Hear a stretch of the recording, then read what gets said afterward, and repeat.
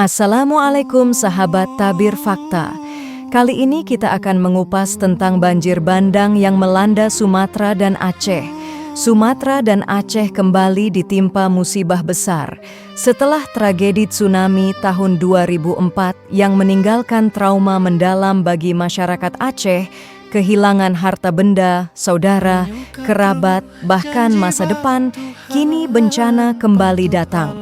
Hujan yang terus-menerus mengguyur menyebabkan hampir seluruh kawasan Aceh mengalami banjir, bahkan disertai longsor di berbagai wilayah.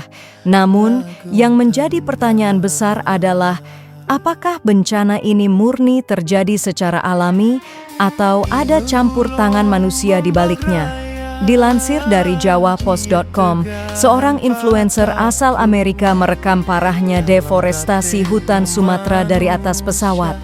Tujuan pembabatan hutan tersebut tak lain adalah untuk membuka lahan perkebunan sawit.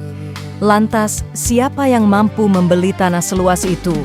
Tentu bukan masyarakat biasa.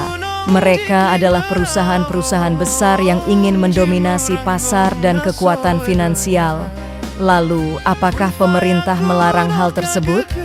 Kita semua tahu jawabannya. Sebagai rakyat Indonesia, kapan terakhir kali pemerintah benar-benar berpihak kepada rakyat kecil? Mereka lebih mengutamakan perusahaan dan orang-orang kaya yang dianggap mampu mendatangkan pemasukan. Hukum di Indonesia tajam ke bawah, tumpul ke atas. Itulah seruan rakyat yang merasakan langsung bagaimana wajah pemerintahan di negeri ini. Yang lebih menyedihkan, bantuan yang diterima masyarakat Sumatera dan Aceh tidak merata. Bahkan ada warga yang meninggal karena kelaparan di lokasi bencana. Masyarakat sangat bersyukur karena masih ada warga lokal maupun asing yang peduli. Namun pemerintah terlihat seakan lepas tangan begitu saja. Apakah karena takut terbongkarnya fakta bahwa bencana ini melibatkan unsur kelalaian perusahaan? Ataukah karena pemerintah menganggap bencana ini hanyalah masalah lokal? Yang lebih menyakitkan, di media sosial banyak komentar provokatif yang menyudutkan kami hanya karena Aceh pernah menuntut kemerdekaan. Mereka tidak tahu sejarah kelam yang pernah kami alami saat Aceh ditetapkan sebagai daerah operasi militer. DOM, rakyat tak bersalah ditembak mati, perempuan diperkosa, istri orang disiksa dan dilecehkan. Hati siapa yang tidak marah? Wajar jika saat itu tuntutan kemerdekaan muncul. Namun kini kami adalah bagian dari Indonesia. Saat perjanjian damai, Aceh ditetapkan sebagai daerah istimewa. Lalu mengapa sekarang kami diperlakukan seperti anak tiri?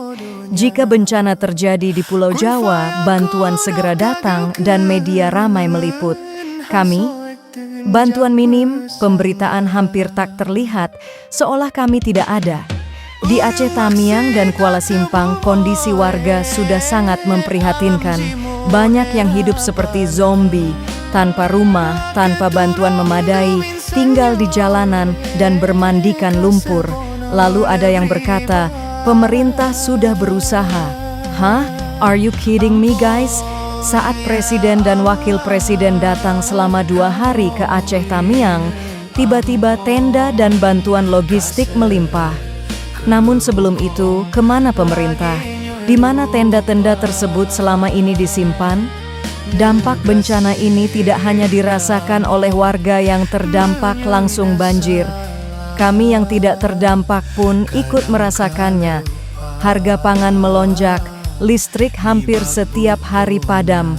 Yang kami minta kepada saudara-saudara kami di seluruh Indonesia hanyalah doa agar kami bisa pulih seperti sedia kala. Jika tidak mampu membantu, setidaknya jangan memprovokasi atau mencoreng kami di mata rakyat Indonesia. Kami sedang berduka, janganlah kalian bergembira di atas penderitaan kami. Sekian suara dari kami. Semoga artikel ini dapat membuka mata dan pemikiran kita semua tentang kondisi nyata rakyat Aceh saat ini.